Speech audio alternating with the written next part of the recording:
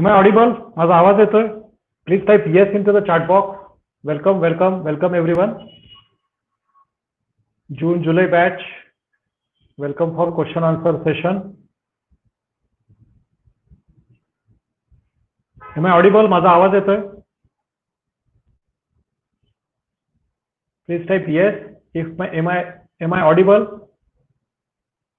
वसंत बेंद्रे, उमेश नाटेकर, कादंबरी कपिलेश्वर, माझा आवाज येत असेल तर टाइप करा yes. Great.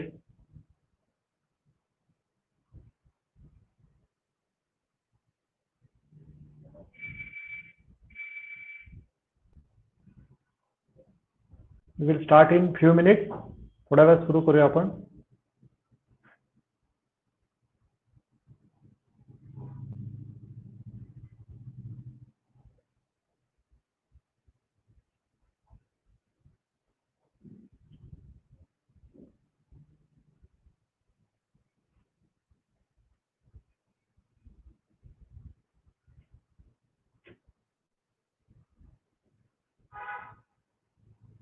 Great evening.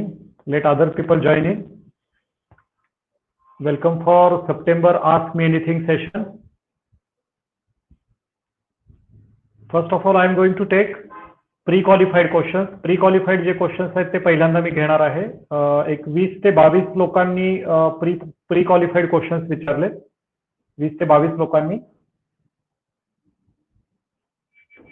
So मी प्रत्येक व्यक्तीचं नाव आणि त्यानुसार त्या अनुषंगाने जे काही प्रश्न विचारले ते पहिल्या अर्ध्या ते पाऊण तासामध्ये घेणार आहे आणि नेक्स्ट हाफ एन आवर मध्ये कुणाचे काही क्वेश्चन्स असतील तर ते चॅट बॉक्स मध्ये टाकायचे आहेत.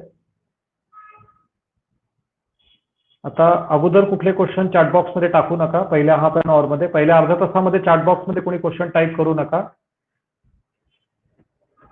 Late me take first pre qualified question. बहुतेक त्याच्यामधून 90% तुमच्या क्वेश्चन्सची उत्तर मिळून जातील.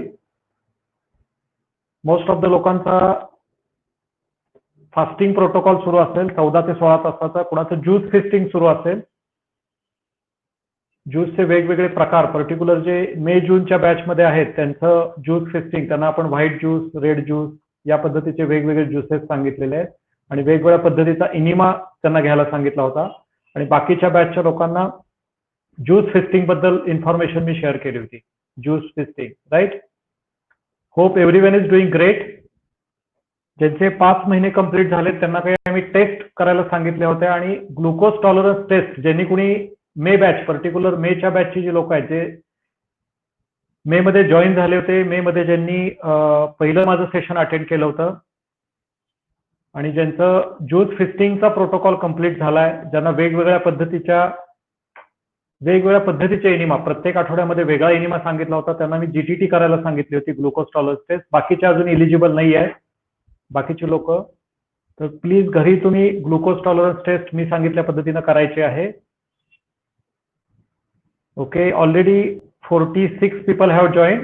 46 लोक जॉईन झालेले आहेत. Let's wait for another 2 minutes. 2 मिनिटं आपण वाट बघूया आणि मग मी माझं सेशन सुरू करतो.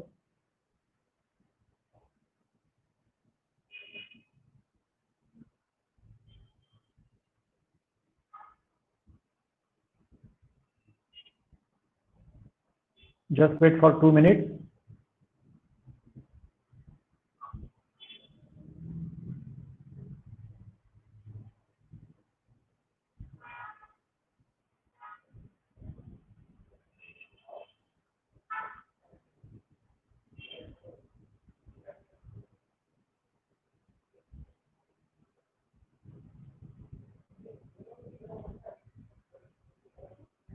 Let me check. File document share होत आहे का याच्यावरती? एक्सेल शीट मध्ये डॉक्युमेंट आहे माझ्याकडे.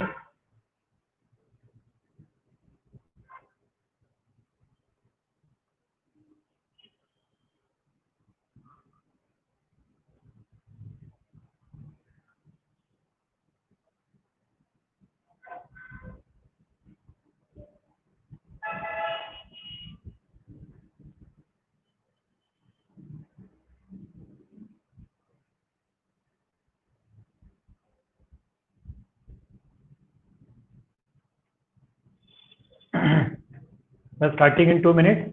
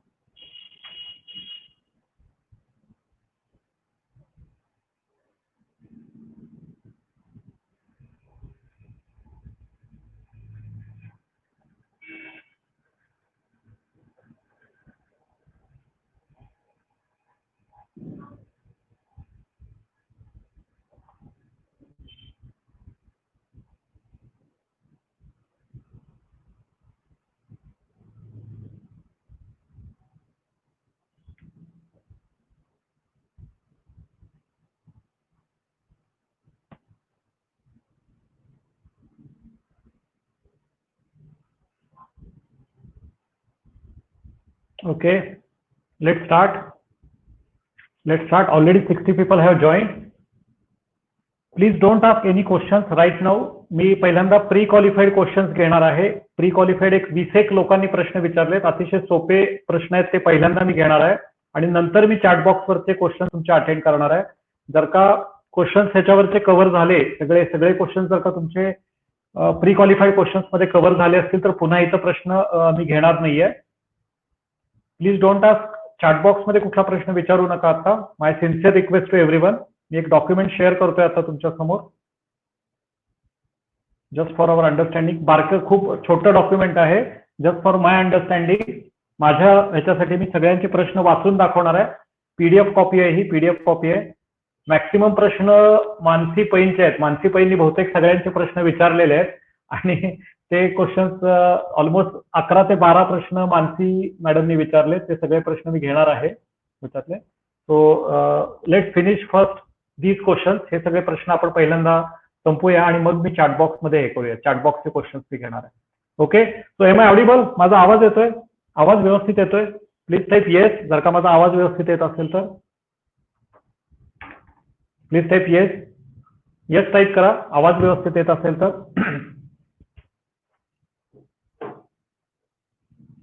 Please type yes. माझा आवाज व्यवस्थित येत असेल तर please type yes. Okay, so let's take first question from Vinay Deshmukh. Vinay Deshmukh जुलै बॅच, नागपूरचे क्लायंट्स आहेत Vinay Deshmukh. Type 1 diabetic, insulin घ्यावं लागतंय. त्यांचा प्रश्न आहे, why I got swelling on foods at 6 or 7 PM and it reduces in the morning. माझ्या पायावर सूज का येते आणि शुगर माझी का जास्त फ्लक्च्युएट होती.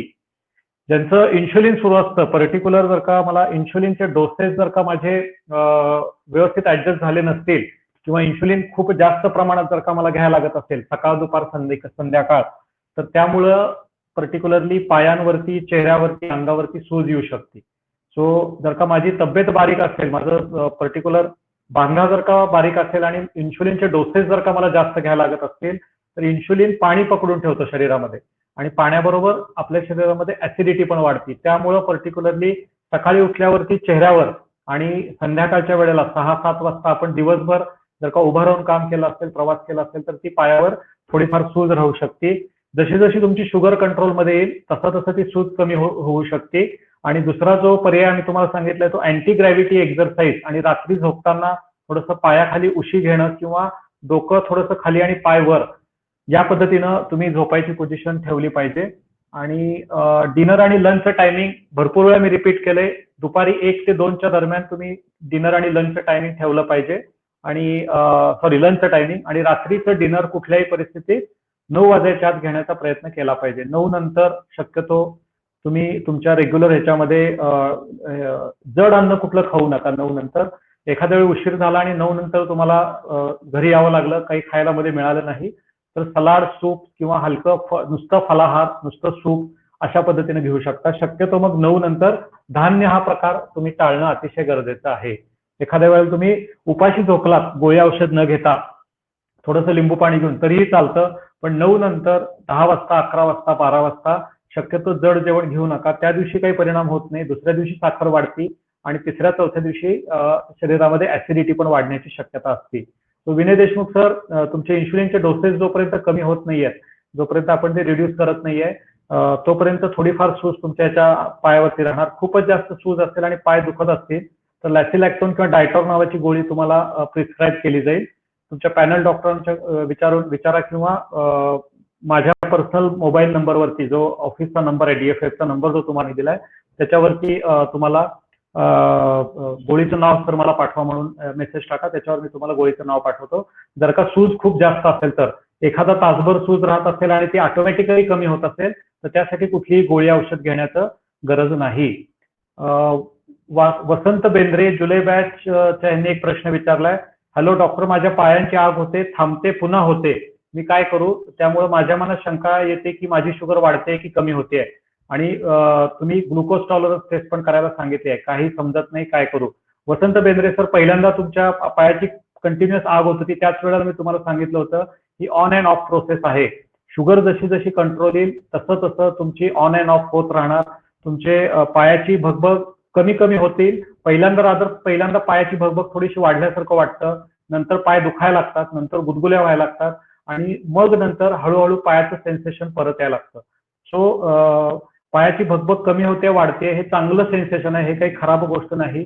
जे काही आम्ही तुम्हाला लिम्फॅटिक एक्झरसाइज सांगितलेत, जे काही आम्ही तुम्हाला व्यायाम करायला सांगितलेत, तुम्हाला जे काही हातपाय हे करायला सांगितलेले, आम्ही घासायला सांगितलेले आहेत, कापुराचं तेल जे काही सांगितलंय ते सगळं कंटिन्यू ठेवा जोपर्यंत पायाची भगभग पूर्ण थांबत नाही तोपर्यंत.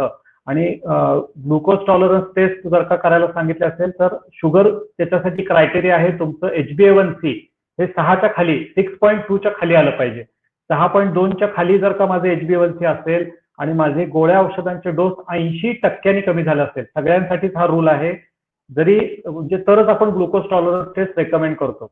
जनरली आमचा अनुभव आहे की मिनिमम 90 दिवस तरी आपल्याला वेळ द्यावा लागतो. 90 दिवसांची ट्रीटमेंट आमची घेतल्यानंतर, DFFची ट्रीटमेंट घेतल्यानंतर, जर तुमचं HbA1c 6.5च्या खाली येत असेल, 6.5 किंवा 6.2च्या खालीपर्यंत येत असेल, आणि तुमची गोळ्या औषधांचे डोस पण 80% कमी झाले असेल, तर तुम्ही GTT1 ला एलिजिबल होता, ज्याच्यामध्ये आम्ही तुम्हाला घरी काहीतरी गोड, एक 2 प्लेट शिरा किंवा 4 ते 6 गुलाबजाम, साधारण 10 ते 12 चमचे साखर आपल्या पोटात गेली पाहिजे, आणि 2 तासांनी, 2.5 तासांनी, 3 तासांनी तुम्ही शुगर बघितली पाहिजे, जी तुमची 150च्या खाली किंवा ऍटलिस्ट 200च्या खाली तरी ती असली पाहिजे. जर का 200च्या खाली 2 तासांना असेल, ट्रिपर्स पण हे बघू शकता, लॅबोरेटरी पण चेक करू शकता.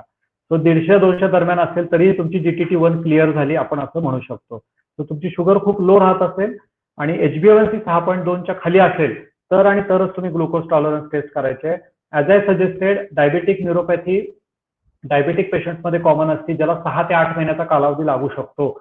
बरेच सारखे पेशंट आम्ही असे बघितलेत की ज्यांचं मेटफॉर्मिनच्या गोळ्या पूर्णपणे बंद होतात, त्यांचं इन्शुलिन बंद होतं, डायबिटीस कंट्रोलमध्ये येतो, तरीही त्यांची न्यूरोपॅथी पूर्णपणे रिव्हर्स होत नाही किंवा लवकर रिव्हर्स होत नाही. सो न्यूरोपॅथी ही अशी गोष्ट आहे की ज्याला थोडासा वेळ, थोडासा पेशन्स आणि थोडासा धीर ठेवणं गरजेचं आहे.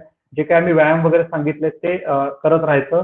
व्हिटॅमिन B12 सप्लिमेंट जर का डॉक्टरनी रेकमेंड केलं असेल तर ते सप्लिमेंट घ्यायचं. स्मूदी कंटिन्यू ठेवणं अशा केसमध्ये गरजेचं आहे. व्हॉट एव्हर क्वांटिटी, 100 ml आहे, 200 ml आहे, ते तुम्ही कंटिन्यू ठेवणं गरजेचं आहे. एवढ्या गोष्टी केल्या तर 6 महिन्यामध्ये पूर्ण तुमची भगभग थांबून जाते आणि तुमचा डायबेटिक न्यूरोपॅथीपासून तुमची सुटका होऊ शकते. आता लगेच काही त्याच्यासाठी गोळी औषध किंवा इतर कुठलाही हे करू नका, आणि जागरण जास्त नको आहे, पर्टिक्युलर लवकर झोपणं गरजेचं आहे. मनीषा बुधार आणि विलास रावराणे नो साऊंड असं टाकलंय. आवाज येतोय ना माझा? कारण माझ्या साईडला सिग्नल व्यवस्थित आहे. माझ्या साईडला सिग्नल व्यवस्थित आहे.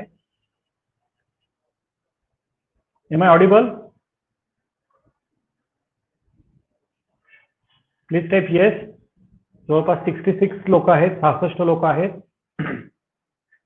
मी तोपर्यंत पुढचा प्रश्न घेतोय. दत्ताराम धुमे यांनी एक प्रश्न विचारलाय की हा जो आपण आता सगळा डाएटचा जो प्रोटोकॉल दिलाय ज्याच्यामध्ये मॅक्सिमम आपण व्हेगान डाएट प्रेफर करतो आणि ते गोव्याहून आहेत आणि त्यांनी विचारलंय की आय एम फ्रॉम गोवा आणि हा जो डाएट आहे तो डाएट सगळा व्हेगान पद्धतीचा आहे आणि I am a fish lover. Since last 6 months I am on this vegan diet. I do not eat meat or chicken, but fish, which is my favorite part of my food. Already मी चहातलं दूध आणि दुधाचे पदार्थ हे package पदार्थ हे सगळे टाळलेत, तर मी फिश घेऊ शकतो का? मी माझ्या पहिल्या सेशन मध्येच हे क्लिअर केलेलं आहे. तुम्ही जर का हार्डकोर नॉन व्हेजिटेरियन असाल आणि तुम्ही नॉनव्हेज फूडचे लवर असाल, म्हणजे तुम्हाला 15 दिवसातून किंवा महिन्यातून 2-3 वेळा नॉनव्हेज खायची सवय असेल, तर तुम्ही नॉनव्हेज मध्ये फिश करी नावाचा जो प्रकार येतो ज्याच्यामध्ये आपण कुठलाही फ्राय करत नाही, तेल जास्त वापरत नाही, अशा पद्धतीचं गोवियन स्टाईल किंवा कोकणी स्टाईल फिश करी घेऊ शकता. नॉनव्हेज मध्ये पर्टिक्युलरली मटण किंवा जो बॉयलर पद्धतीचं चिकन येतं ते खाऊ नका. गावठी पद्धतीचं येतं ते चिकन तुम्ही जल्लो करी मध्ये बनवून एन्जॉय करू शकता किंवा ज्याला बॉइल्ड चिकन म्हणतात ते थोडंफार खायला हरकत नाही. अगदी तुम्ही हार्डकोर असालच तर, म्हणजे तुम्हाला इच्छा होत असेल किंवा मला नॉनव्हेज खायचंय किंवा घरात बनतंय आणि मला अगदीच सहन होत नाही, तर तेवढी परवानगी आम्ही देतोय. पण शक्यतो तुमचा डायबिटीस पूर्णपणे रिकव्हर होऊन तुमची ग्लुकोज टॉलरन्स ते जोपर्यंत नॉर्मल येत नाहीये तोपर्यंत जर का तुम्ही धीर धरू शकलात तर लवकर तुमची रिकव्हरी होती. अदरवाईज नॉनव्हेज जर का आपण थोड्याफार प्रमाणात सुरू ठेवलं तर रिकव्हरीला थोडासा वेळ जास्त लागू शकतो. हे तुमच्या पहिल्या प्रश्नाचं उत्तर आहे दत्ताराम दुबे. दुसरा तुम्ही विचारला होता की जीटीटी मध्ये 15 चमचे साखर का खाल्ली पाहिजे? Why not 10 spoon, why not 20? तर हे सगळ्यांसाठीच आहे.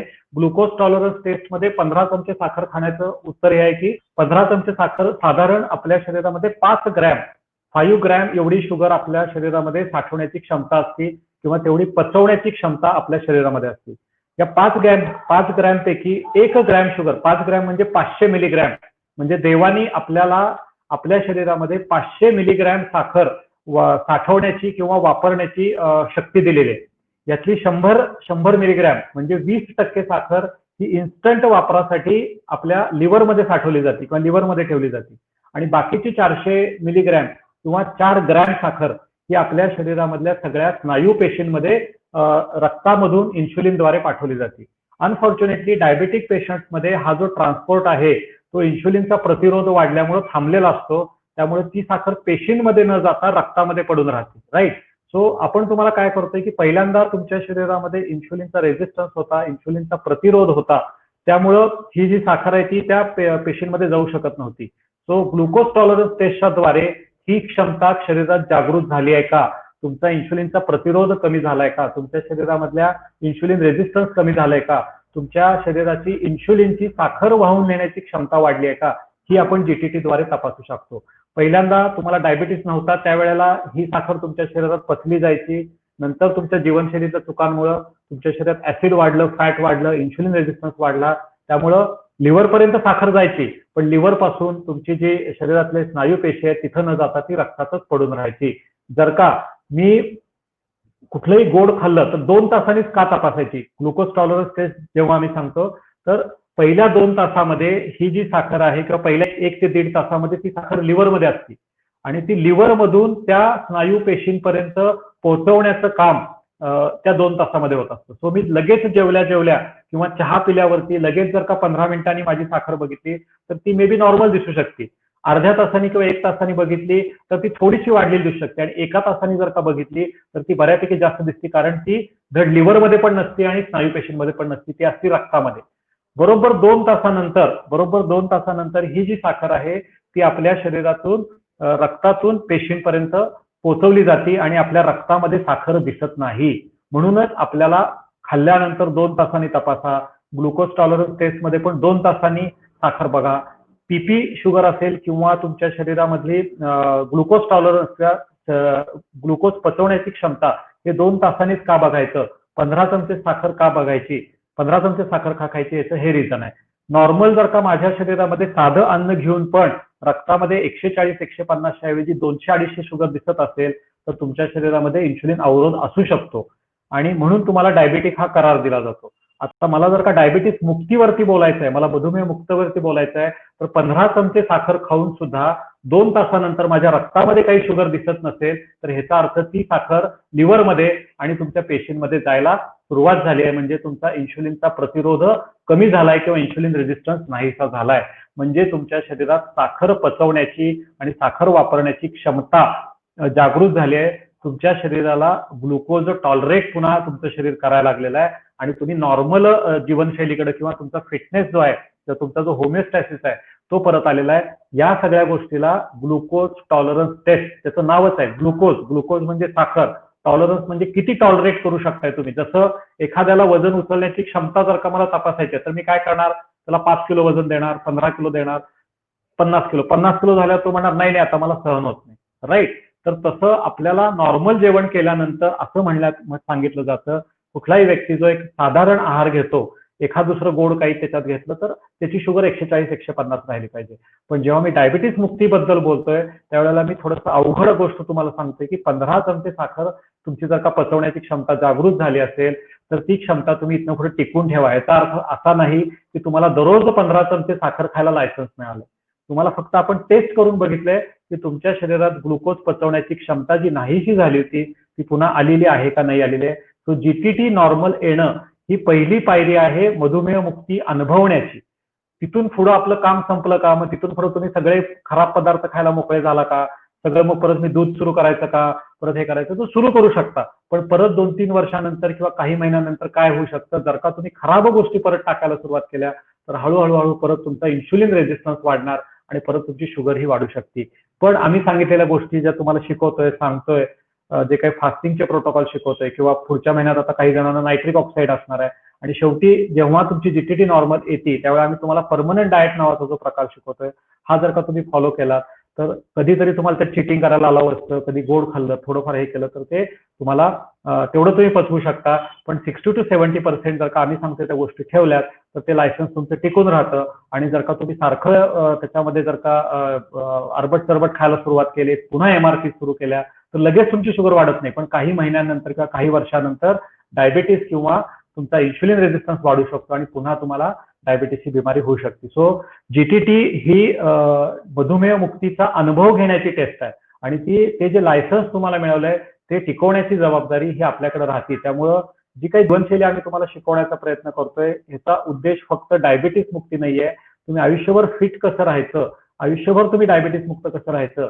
ही एक जीवनशैलीकडे आम्ही तुम्हाला हळूहळू घेऊन चाललेलो आहे. सो दत्ताराम धुमे सर, जर का तुम्ही जीटीटी पर्यंत पोहोचला असाल, तुमची ग्लुकोज टॉलरन्स टेस्ट जर का क्लिअर तुम्ही केली असेल तर तुमचं अभिनंदन. तुम्हाला नॉनव्हेज मध्ये 15 दिवसातून एकदा किंवा महिन्यातून एकदा दोनदा फिश किंवा गावठी पद्धतीत चिकन तुमच्या गोवियन स्टाईलनी बनवायला हरकत नाही. खूप जास्त तिखट, खूप जास्त तेलकट, खूप जास्त तळलेले पदार्थ आणि पचायला जड असलेलं अन्न घेऊ नका आणि ज्या वेळेला नॉनव्हेज खाताय तिथून पुढे 12 तास उपास करायला विसरू नका. तो समजा मी आज रात्री जर का जड अन्न खाल्लंय, नॉनव्हेजच नाही, मग कुठं जाऊन बाहेर मी एखादा पनीर बटर मसाला खाल्ला, मैद्याची रोटी खाल्ली, आमचं पण बऱ्याच वेळा ट्रॅव्हलिंग होतं. आता माझं 4 दिवस मी गोव्यात होतो, रात्री येताना कोल्हापूरचं कुठलंच हॉटेल उघडं नव्हतं, रात्री 10 वाजता आम्हाला जेवण करायला लागलं. मला दुसरा काहीच ऑप्शन नव्हता, मैद्याची रोटी आणि दाल फ्राय किंवा जे आपण पिठलं किंवा ह्याचं म्हणतो तर ते खायला लागलं. तर तिथून पुढे मी दुसऱ्या दिवशी 12:30-1 वाजेपर्यंत म्हणजे जवळपास 14 तास फक्त पाणी आणि ब्लॅक टी किंवा ग्रीन टी या पद्धतीनं राहिलो. मध्ये भूक लागल्यावर थोडीशी फळं खाल्ली. सो तुम्ही ते बॅलन्स करायला शिकलं पाहिजे. पहिलं जे अन्न आहे ते पूर्णपणे पचलं पाहिजे. सो आपल्याला लाईफ पण एन्जॉय करायची आहे आणि आपल्याला आपलं हे पण चांगलं ठेवायचं आहे. तर हा बॅलन्स कसा करायचा हे तुम्हाला आम्ही शिकवणार आहे. तुम्ही आय थिंक मे बॅच मध्ये आहात, तुमच्या ऑलरेडी 5-6 महिने कंप्लीट झालेत. सो हळूहळू आम्ही तुम्हाला हे प्रोटोकॉल शिकवणार आहे.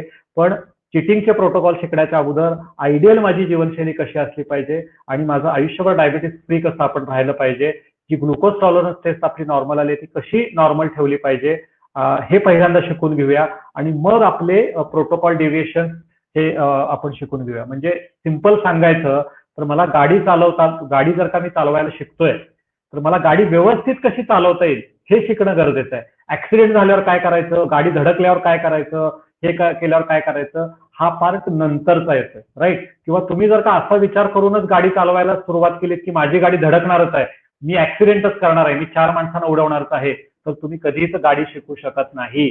तो जसं गाडी शिकताना मी व्यवस्थित गाडी चालवणार, मी सगळ्या सिग्नलचं पालन करणार, रस्त्यावरून जर का ट्रॅफिक असेल तर स्लो गाडी चालवणार, हे नियम जसे आपण पाळतो. रस्ता गाडी चालवायला दिलाय, पण ह्याचा अर्थ रस्त्याच्या मधून मी गाडी चालवत सुटलोय आणि 4-5 लोकांना उडवलं तर आपल्याला आपलं लायसन्स गमावं लागतं आणि जेलमध्ये जायला लागतं, राईट. एखादा स्मॉल सिग्नल जर का चुकला माझ्याकडून, एखादी वन वे मध्येच निघालो तर आपल्याला लगेच जेलमध्ये नाही पाठवत पोलीस, किंवा लगेच आपल्याला लायसन्स नाही कॅन्सल होत, एक नॉमिनल फाईन आपल्याला भरायला लागतो आणि पुन्हा तुम्ही तुमची गाडी चालवू शकता. डायबिटीस मुक्तीचं तसंच आहे. तर जी लोक डायबिटीस मुक्तीच्या जवळ पोहोचतील आणि पुढे जाऊन तुम्ही डायबिटीस आणि आजारातून मुक्त होणार आहात, तर तुम्हाला जे काही लायसन्स इथं हे केले, थोड्याफार चुका झाल्या तर त्या चुकांचा भुर्दंड किंवा त्या चुकांची परिणती तुम्ही उपास करून, फास्टिंग करून, शरीराला थोडासा वेळ देऊन, आम्ही जे चांगले चांगले प्रोटोकॉल तुम्हाला शिकवतोय, इनिमा घेण्याची जी प्रक्रिया असते, तर जी काही घाण टाकली ती आपल्या पोटातून लवकर बाहेर कशी पडेल ह्याच्यावर थोडासा भर द्यायचा. दुसऱ्या दिवशी सलाड जास्त खायचं. जर का आज संध्याकाळी काही पार्टी होणार आहे, कुठं थोडंसं मला मित्रांच्यावर जावं लागणार आहे, कुठे ड्रिंक्स घ्यायला लागणार आहे, तर त्याच्या अगोदर एक 10 ते 12 तास आणि पार्टी केल्यानंतर 10 ते 12 तास तुम्ही उपास केलात तर बऱ्यापैकी या गोष्टी नलिफाय होऊन जातात. एवढी काही काळजी करण्याची त्या केसमध्ये गरज राहत नाही. पण पहिल्यांदा गाडी व्यवस्थित चालवायला शिका, मग ऍक्सिडेंट झाल्यावर काय करायचं हे विचारा. आय होप जे कोण माझं आता सेशन ऐकतायत त्यांच्यापर्यंत ही इन्फॉर्मेशन योग्य पद्धतीनं पोहोचते आणि ही इन्फॉर्मेशन जी मी आता शेअर करतोय ही आयुष्यभर लक्षात ठेवायची आहे. आणि ही इन्फॉर्मेशन तुम्ही डायबेटिक आहात किंवा तुम्ही बीपीचे पेशंट आहात, तुम्ही जाड आहात म्हणून नाही. मध्ये कुणाचं तरी डिस्कशन कुठल्या तरी बॅचवर चाललं होतं की आम्ही तर आम्हाला तर काही व्यसन पण नाही, आमच्या घरात पण नाही, मलाच कसा काय डायबिटीस झाला, मीच का, हा प्रश्न बऱ्याच वेळेला बऱ्याच लोकांच्या मनात पडतो. तर आपल्या जीवनशैलीमध्ये आपण सगळ्या चुका करत नसतो. जसं एखादा व्यक्ती जर का सिगरेट ओढत असेल तर त्याला कॅन्सर होईलच ह्याची गॅरंटी आपल्याला देता येत नाही.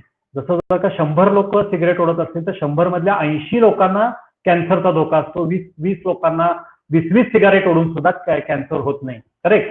तर प्रोबॅबिलिटी अशा लोकांच्या मध्ये जास्त असते. अनफॉर्च्युनेटली तुम्ही त्या प्रोबॅबिलिटीमध्ये आलात. आणि उलट पण असतं बऱ्याच वेळेला की तो अगदी सद्गुणी असतो, साधं सुपारीचं व्यसन पण त्याला नसतं, काहीच नसतं, आणि त्याला लंगचा कॅन्सर होतो, पॅनक्रियाचा कॅन्सर होतो किंवा इतर कुठला तरी आजार होतो. तो काही गोष्टी ज्या असतात त्या थोड्याशा प्रारब्धावरती असतात, पास्ट लाईफचे थोडेसे रिग्रेशन्स असतात. तर त्या गोष्टींकडे निगेटिव्हली न बघता आणि मलाच का झाला त्याच्यापेक्षा डे 1 लाच मी तुम्हाला सांगितलंय, take this as a opportunity, take this as a opportunity. आणि अपॉर्च्युनिटी म्हणून तुम्ही हे घेतलं. दत्ताराम चोपडे 2 वाजेपर्यंत आज ज्यांनी सबमिट केलेलं आहे त्यांचे क्वेश्चन तिथं दिसत आहेत. अजूनही पुढे आहे. दत्ताराम चोपडे तुमचा क्वेश्चन येईल एखाद्या वेळेला. आणि जर का कोणी 2 नंतर, आज जर का 2 वाजल्यानंतर क्वेश्चन टाकले असेल तर ते दिसणार नाहीत. ते तुम्ही नंतर चॅट बॉक्स मध्ये विचारायचे. लेट मी कम्प्लीट ऑल दिस 20 क्वेश्चन फर्स्ट, आणि मग कुणाला काही प्रश्न असतील तर ते चॅट बॉक्स मध्ये विचारू शकता. थोडासा पेशन्स ठेवा, सगळे प्रश्न मी घेणार आहे. मला दोन्ही वेळेला एकदम हा पण प्रश्न आणि हा पण प्रश्न घेता येत नाही, डिस्ट्रॅक्ट होतो थोडंसं. That's why we have made this arrangement. Next time जेव्हा आम्ही तुम्हाला लिंक पाठवतोय तर ऍटलिस्ट त्या सेशनच्या अगोदर एक 2-3 तास, म्हणजे 2 वाजता ती लिंक क्लोज होऊन जाते, कारण मला पण ते थोडेसे रिव्ह्यू करायला लागतात. कुणाचा स्पेसिफिक क्वेश्चन असेल, कुणाचा पर्सनल क्वेश्चन असेल तर तो डिलीट करायला लागतो किंवा त्याला स्पेसिफिकली पर्सनल उत्तर द्यावं लागतं. सो जे प्रश्न प्री क्वालिफाईड आहेत ते मी पहिल्यांदा घेतोय. दत्ताराम चोपडे, आय होप तुम्हाला तुमचं उत्तर मिळालं. ओके, सो डोंट वरी. दत्ताराम धुमे, तुमच्यापर्यंत माझं उत्तर पोहोचलं असेल. स्वप्नील के यांनी प्रश्न विचारलाय, जुलै बॅचचे आहेत. Please advice for weight gain. I have already lost lot of weight, need to gain some now. Suggestion for protein powder or anything. Yes, जर का तुमचं वजन बीएमआय पेक्षा कमी आलं, तुमच्या उंचीच्या गुणोत्तरापेक्षा जर का तुमचं 2 ते 3 किलोनी वजन कमी आलं असेल तर सगळ्यात पहिल्यांदा ज्यांचं वजन कमी झालंय त्यांच्यासाठी नाही, जे अंडरवेट कॅटेगरीत आहेत. माझं 10 किलो 8 किलो वजन कमी झालंय आणि तुम्हाला वजन कमीच करायला लागणार असेल तर तुम्ही काहीही तुमच्या प्रोटोकॉलमध्ये बदल करायचा नाहीये. पण मला आयडियल वजन समजा 55 आहे आणि तुमचं 53 झालंय, माझं आयडियल वजन 50 आहे, तुमचं 48-47 झालंय, तर त्या लोकांनी मी सांगितलेल्या गोष्टी करायच्या आहेत. स्वप्नील के, तुम्ही जर काय सेशन आता ऐकत असाल किंवा इतर कोणाचा हा प्रश्न असेल त्यांनी नोट डाऊन करून घ्या. अशा लोकांनी स्मूदीची क्वांटिटी कमी करणं गरजेचं आहे आणि अल्टरनेट डे तुम्ही ज्यूस स्मूदी घ्या. एकाड एक दिवस स्मूदी 100 मॅक्सिमम 150 ml घ्यायची, पूर्ण 500 ml स्मूदी घ्यायची गरज नाही. That is number 1. दुसरी गोष्ट, तुमच्या स्मूदीमध्ये कोकोनट ऑइल वापरायला सुरू करा. 1 किंवा 2 चमचे खाण्याचं, डोक्याला लावायचं नाही. खोबऱ्याचं तेल किंवा नारळाचं पाणी जरी स्मूदीमध्ये टाकलं तरीही चालतंय. ओलं खोबरं भरपूर तुमच्या खाण्यामध्ये वापरायला सुरुवात करा. त्यानं तुमचं थोडंसं वेट गेन होईल. मसल गेनचे व्यायाम सुरू करा. एक्स्ट्रा कॅलरी बर्निंगचे व्यायाम नाही करायला पाहिजे. जर का तुमची तब्येत कमी होत असेल तर 1 केजी 2 केजी किंवा 5 केजीचे डंबेल्स आणून बायसेप्स, ट्रायसेप्स, त्यानंतर तुमचे लेग रेस किंवा जिम मध्ये जाऊन, जर का जिम तुमच्या तिथे सुरू झाले असतील तर थोडंसं जोर बैठक आहे करून मांडीचे मसल, छातीचे मसल, बायसेप्स, ट्रायसेप्स ह्याच्यावर थोडंसं वर्किंग तुम्हाला सुरू करायला लागेल. त्यामुळे तुमचे मसल वाढतील. आपल्याला चरबी वाढवायची नाहीये. तिसरी महत्वाची गोष्ट, जर का तुमचं वजन कमी झालंय आणि तुमची शुगर व्यवस्थित राहतेय, तुमची फास्टिंग शुगर 100च्या खाली राहतेय, पीपी शुगर 150च्या खाली राहतेय, तर दररोज एक केळं, बनाना मोठ्या पद्धतीचं, छोटं नाही, मोठ्या पद्धतीचं बनाना, पहिल्यांदा कच्चं बनाना आणायचं किंवा अर्ध पिकलेलं आणायचं. तुमच्या घरामध्ये ते पिकू द्यायचं. पिवळं झाल्यानंतर, ते पिकल्यानंतर मग दररोज एक बनाना तुम्ही नाश्त्याबरोबर खाणं गरजेचं आहे. बाकी कुठलाही प्रकार तुम्ही पॅक पदार्थ, बेकरीचे पदार्थ, दूध वगैरे असं काही सुरू करायचं नाही. अजून एक पर्याय, ज्यांचं वजन कमी होत आहे त्यांच्यासाठी बदामाचं दूध तुम्हाला बनवायला लागेल. मूठभर बदाम घ्यायचे, मूठभर बदाम रात्री भिजवत ठेवायचे. दुसऱ्या दिवशी एक छान नारळ खोवायचा. खोवलेला नारळ, भिजवलेले मूठभर बदाम अर्ध्या लिटर पाण्यामध्ये टाकायचे. ते मिक्सरमध्ये छान फिरवून घ्यायचं. त्याचं हे तयार होतं, दूध तयार होतं. मिक्सरमध्ये फिरवल्यानंतर किंवा ज्युसरमध्ये फिरवल्यानंतर एका फडक्यामध्ये तरल कापडामधून ते गाळून घ्यायचं. त्याच्यामध्ये थोडीशी हळद टाकायची किंवा सफरचंद टाकू शकता, कुठलंही. हळद टाकून ते गरम करून पिऊ शकता आणि सफरचंद टाकून थोडंसं चवीला मध टाकायचा, गरज पडली तर, नाहीतर लागत नाही. आणि छान ते दूध परत एकदा मिक्सरमध्ये फिरवून घ्यायचं आणि या पद्धतीनं बदाम आणि केळ किंवा बदाम आणि सफरचंद ह्याचं ज्यूस तुम्ही पिऊ शकता. व्हाईट ज्यूस अतिशय छान लागतं. आणि रात्री झोपताना जर का पाहिजे असेल तर ते बदामाचं दूध बारीक गॅसवरती गरम करायचं. त्यात थोडीशी दालचिनी, वेलदोडा, हळद, म्हणजे जसं आपण दूध हळद पितो त्या पद्धतीनं बदामाचं दूध करून, बदाम आणि कोकोनटचं दूध करून रात्री झोपताना पिलत. आठवड्यातनं 2 वेळा जरी पिलत, दररोज एक बनाना आणि 1 किंवा 2 चमचे कोकोनट तेल किंवा आपला नॉर्मल नारळाचं पाणी स्मूदीमध्ये टाकून, कमी स्मूदीमध्ये 100 ml मध्ये टाकून घेतलं तर महिन्याला 2 ते 2.5 किलो वजन वाढतं. नुसतं फॅट नसेल तर ह्याला थोडीशी एक्झरसाइजची जोड द्या. ह्याच्यामुळं तुमचं वजन चांगलं होऊ शकतं. आता या पिरियडमध्ये जे काही तुमचं वजन कमी झालं असेल स्वप्नील के, ते तुमच्या शरीरातली असलेली अतिरिक्त चरबी कमी झाली आहे. ही कमी झालेली चरबी तुम्ही मसल वाढवून रिप्लेस करणं गरजेचं आहे. कमी झालेली चरबीला तुम्ही परत चरबीच वाढवली तर परत इन्शुलिन रेजिस्टन्स वाढणार आणि शुगर तुमची, पर्टिक्युलरली फास्टिंग शुगर तुमची हायर राहू शकते. प्रोटीनपेक्षा गव्हांकुराची पावडर घेऊ शकता. प्रोटीन घ्यायचंच असेल तर ऑर्गॅनिक प्रोटीन घ्या, ज्याचा FSSAI इंडेक्स चांगला आहे, ऑर्गॅनिक नॅचरल पद्धतीनं बनवलेला आहे, जे पचायला हलका आहे ते घ्या. कुठलंही केमिकल युक्त किंवा हे नको आहे.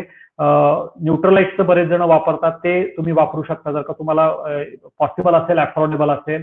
गव्हांकूर वापरू शकता तुम्ही. अश्वगंधा विचारलाय, अश्वगंधाचाही चांगला तुम्हाला फायदा होऊ शकतो. आणि मेटफॉर्मिनचा डोस जो आहे तो मेटफॉर्मिन आणि ग्लिमिपिराइडचा डोस तुमचा कमी होणं गरजेचं आहे. तो आय होप तुमचा जुलै बॅचचा मी बोललोय तुमच्याशी एकदा, तुम्हाला मी तो ऑलरेडी कमी करायला सांगितलेला आहे. सो ज्यांचं कोणाचं वेट कमी होतंय त्यांच्यासाठी हा प्रोटोकॉल होता. मानसीपाईंनी बरेच प्रश्न विचारलेले आहेत, 11 जवळपास प्रश्न आहेत, ते थोडे मी फास्ट घेतोय. पहिला प्रश्न आहे, ग्रीन स्मूदी किती दिवस घ्यायची आहे? स्मूदीचा उद्देश वजन कमी करण्यासाठी आहे की डायबिटीस कमी करण्यासाठी आहे? ग्रीन स्मूदी जोपर्यंत तुम्हाला मानवतेय, जोपर्यंत तुम्हाला कंटाळ येत नाही, जोपर्यंत तुम्हाला नॉशी येत नाही, तोपर्यंत घ्यायचे आहे सलग. त्यानंतर ज्या वेळेला तुमचं ज्यूस फिस्टिंग कम्प्लीट होईल, मानसीपाई मॅडम तुम्ही जर का सेशन ऐकत असाल तर तुमच्यासाठी आणि इतर सगळ्यांसाठी, नंतर तुम्हाला आठवड्यातनं 2 वेळेला आम्ही सांगतो आणि नंतर आठवड्यातून एकदा. बाकीच्या वेळेला तुम्हाला 8 ते 9 पद्धतीची वेगवेगळी पेय आम्ही तुम्हाला घ्यायला सांगतो. एक दिवस व्हाईट ज्यूस, एक दिवस नारळाचं पाणी, एक दिवस लिंबू पाणी, या पद्धतीनं. स्मूदीचा उद्देश डायबिटीस कमी करणं किंवा वजन कमी करणं नाहीये. स्मूदीचा उद्देश डिटॉक्स, शरीराचं शुद्धीकरण, तुमच्या रक्ताचा पीएच अल्कलाईन ठेवणं याच्यातला. सो जसं पहिल्यांदा सकाळी उठल्यानंतर हा प्रश्न तुमच्या मनात यायचा का, इतके वर्ष सकाळी उठल्यावर तुम्ही काय पेय प्यायचा, सगळ्यांनाच प्रश्न आहे, फक्त मानसी मॅडमना नाही. सकाळी उठल्यावर आपण छान काय प्यायचो, चहा प्यायचो. एवढे वर्ष आपल्याला कधी हा प्रश्न पडला का?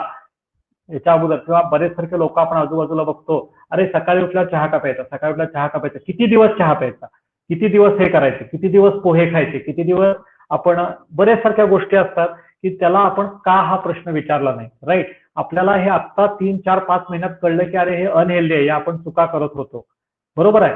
तो आपल्याकडनं एक पद्धतीचा प्रज्ञापराध होत होता, कळत न कळतपणे आपण एका चांगल्या सवयीकडे आलेलो आहे. तो ग्रीन ज्यूस मध्ये जोपर्यंत तुम्हाला प्यायची इच्छा तोपर्यंत पिऊ शकता. आणि उद्देश हा आहे की दिवसाची सुरुवात कुठल्याही ऍसिडिक पेयाने करू नका. आणि सगळ्यात जे चांगलं पेय आहे, जे अल्कलाईन आहे, जे इझिली अवेलेबल आहे, ज्याच्यात सगळी पोषण मूल्य मिळतात, फक्त करायला थोडीशी दिक्कत असते, करण्यासाठी थोडेसे एफर्ट्स घ्यावे लागतात, थोडं शॉपिंग करायला लागतं, तर याचं सगळ्यात चांगलं आहे ते ग्रीन ज्यूस मध्ये. त्याच्या खालोखाल मग इतर गोष्टी येतात, व्हाईट ज्यूस येतो, त्याच्या खाली कोहळ्याचा ज्यूस येतो, फ्रुट्स मध्ये येते, त्याच्या खालोखाल मग अगदीच काही नसेल तर दालचिनी, हळद, लिंबू पाणी येतं. So it's the same thing की तुम्हाला कुठल्या लेवलपर्यंत एक्सिलन्स हवा आहे, कुठल्या लेवलपर्यंत तुम्हाला तुमची क्वालिटी वाढवायची त्याच्यावरती आहे. आणि 5व्या किंवा 6व्या सेशनमध्ये मानसीबाई मॅडम तुम्हाला आम्ही स्मूदीला अल्टरनेटिव्ह काय काय, कुठलं घेतलं पाहिजे, कसं घेतलं पाहिजे, आणि आय थिंक आठवड्यातून एकदा किंवा दोनदा आपल्याला घ्यायचं जर का असेल तर तेवढं आपण डेफिनेटली मॅनेज करू शकतो. बऱ्याच वेळेला 30 पद्धती स्मूदी घेऊन नॉशे येऊ शकतो. सो जोपर्यंत तो शुगर कंट्रोलमध्ये येत नाही आणि जोपर्यंत तुमचा ग्लुकोज टॉलरन्स टेस्ट तुम्ही पास करत नाहीये, तोपर्यंत मे बी तुम्हाला कंटिन्युअस किंवा अल्टरनेट डे घ्यावी लागेल. एकदा का तुमची जीटीटी नॉर्मल आली, एकदा का तुमचा 5 महिन्याचा कोर्स कंप्लीट झाला की 6व्या महिन्यात तुम्हाला आम्ही भरपूर ऑप्शन्स देणार आहे. आणि ते ऑप्शन्स अतिशय सोपे असणार आहेत आणि ते तुम्ही करू शकणार आहे. मोड आलेले कडधान्य, सलाड दोन्ही जेवणात घेतलं तरीही चालतं. एका वेळच्या जेवणाच्या ऐवजी काहीच प्रॉब्लेम नाही. सकाळी म्हणजे तुम्ही दोन्ही वेळेला सूप घेतलं तरी आमची काही हरकत नाही, दोन्ही वेळेला सलाड घेतलं तरी आमची काही हरकत नाही. ह्याचा पण एक फॉर्म्युला आम्ही तुम्हाला 5व्या 6व्या महिन्यात शेअर करतो की तुम्ही सलाड कशा पद्धतीने घेतलं पाहिजे, व्हरायटी कशा पद्धतीने असली पाहिजे, तुमच्या वजनानुसार तुम्ही कसं सॅलड आहे हे तुम्हाला पुढे ऍडव्हान्स कोर्समध्ये येणार आहे. आता तुम्ही दोन्ही वेळेला मोड आलेले कडधान्यांचं सलाड, रादर आमचं म्हणणं आहे की तुम्ही मिक्स सॅलड घ्या. आज एक सलाड मी तुम्हाला तुमच्या प्रत्येकाच्या ग्रुपमध्ये मी शेअर केलेलं आहे, अगदी मे पासून पहिला अगदी जानेवारी बॅच पासून ह्याच्यापर्यंत लेट्यूस आणि हे टाकून केलेलं सॅलड. सो एक गोष्ट लक्षात ठेवा, जेवढी व्हरायटी असती, 7 रंग कायम लक्षात ठेवा. 7 तुमच्या याच्यात पानं पण पाहिजेत सलाडमध्ये, कंदफळं पण पाहिजेत, मोड आलेली कडधान्य पण पाहिजेत. जेवढी व्हरायटी वापरणार तेवढं तुमचे टेस्ट बड चांगले राहणार आणि तेवढी तुमची शुगर चांगल्या कंट्रोलमध्ये राहणार. So you go for variety rather than asking की मी हेच वापरू का ते वापरू. आणि जे काही सेशन्स आम्ही इथून पुढे ग्रॅज्युअली घेणार आहे त्याच्यामध्ये आम्ही तुम्हाला ब्रेकफास्टच्या रेसिपी पण शेअर करणार आहे, दुपारच्या जेवणाची रेसिपी पण, 7 रेसिपी आम्ही तुम्हाला सगळ्याच्या छान छान देणार आहोत. सो हॅव सम पेशन्स, थोडासा ट्राय करत राहा. आणि तुम्ही दोन्ही जेवणात घेतलं तरी काही हरकत नाही. काही ठिकाणी तुम्हाला रेडीमेड सूप पण काही ठिकाणी चांगले मिळतात, ऑर्गॅनिक शॉपमध्ये काही असतात, ते आणून तुम्ही ते घेतले तरी चालतात. फक्त त्यात शुगर फ्री पाहिजे, शुगर त्यात नसली पाहिजे. पुढचा प्रश्न त्यांचा आहे, आठवड्यातून 3 दिवस ज्वारीची भाकरी व 3 दिवस खपली गव्हाची चपाती जेवणात चालेल का? येस, चालू शकते. इव्हन सकाळी खपली गव्हाची चपाती, संध्याकाळी भाकरी खाल्ली तरी चालतंय. फक्त एकाच जेवणात चपाती भाकरी किंवा 2-3 ग्रेड मिक्स केलेत असा प्रकार करू नका. एक तर भाकरी खावा किंवा एक तर चपाती खावा. 16 तासाचे फास्टिंग किती दिवस करायचे आणि त्याचा डायबिटीससाठी कितपत फायदा आहे? 16 तासाचे फास्टिंग 1 महिन्यासाठी करायचं आहे. त्यानंतर आम्ही तुम्हाला 20 किंवा 24 तासाच्या फास्टिंगकडे घेऊन जाणार आहे. 16 तासाचं फास्टिंग हे 1 महिन्यासाठी करायचं आहे. त्याच्या पुढे काय करायचं ते कसं करायचं ते आम्ही तुम्हाला सांगणार आहे. 16 तासाच्या फास्टिंगचा 101% डायबिटीसला फायदा होतो. ग्रीन ज्यूस स्मूदी नंतर, इनिमा नंतर सगळ्यात बेस्ट वे, सगळ्यात सोपा, सगळ्यात कमी खर्चिक आणि करण्यासाठी अतिशय सोपा असलेला पर्याय डिटॉक्ससाठी म्हणजे फास्टिंग. कारण आपण जेव्हा उपास करतो त्यावेळेला शरीराच्या शुद्धीकरणाला, शरीराला वेळ मिळतो. जिथं जिथं शरीरात वेगवेगळी घाण साठलेली असते ती सगळी घाण, ते सगळं ऍसिड आपल्या शरीरातून बाहेर पडतं. फास्टिंग मध्ये अल्कलाईन पाणी घेतले तर चालते का? मी रात्री 9 वाजता जेवण आणि सकाळी 6 वाजता अल्कलाईन पाणी घेता? येस, घेऊ शकता. हृदयाला 16 तासाचे फास्टिंग म्हणू शकतो का? हो, हृदयाचा काही त्रास आहे? मला प्रश्न नाही कळला मानसीपै मॅडम. मानसीपै मॅडम मला हे नाही कळला. हृदयाला 16 तासाचे फास्टिंग म्हणू शकतो का? हृदयाला 16 तासाचं फास्टिंग चालू शकतं, पण हृदयाला 16 तासाचे फास्टिंग मानवते का असं असू शकेल. मला तुमचा तो प्रश्न नाही लक्षात आला याच्यातला. पण हार्टच्या पेशंटला, किडनीच्या पेशंट्सना किंवा इतर पेशंट्सना 16 तासाचं फास्टिंग कुणालाही चालतं. फक्त इन्शुलिन जर का असेल तर डोसेस त्या पद्धतीने ऍडजस्ट करायला लागतात किंवा डोसेस कमी करणं गरजेचं आहे. Otherwise 16 hours fast is recommended for each and everybody. प्रत्येकाने केलं पाहिजे. 2 जेवणांमध्ये संध्याकाळी काय खायची इच्छा झाली तर काय खावे, डाएट चार्ट जो आम्ही तुम्हाला रेफर केलाय तो बघा, त्याच्यात आम्ही भरपूर ऑप्शन्स त्याच्यात दिलेले आहेत. मोड आलेल्या कडधान्यांची उसळ, तुमचं फळं वेगवेगळ्या पद्धतीची खाऊ शकता. खोबरं, ओलं खोबरं आहे ते पण तुम्ही खाल्लं तरी हरकत नाही. नारळाचं पाणी पिऊ शकता, हुंजाटी चालतोय, ड्रायफ्रूट पिऊ शकता.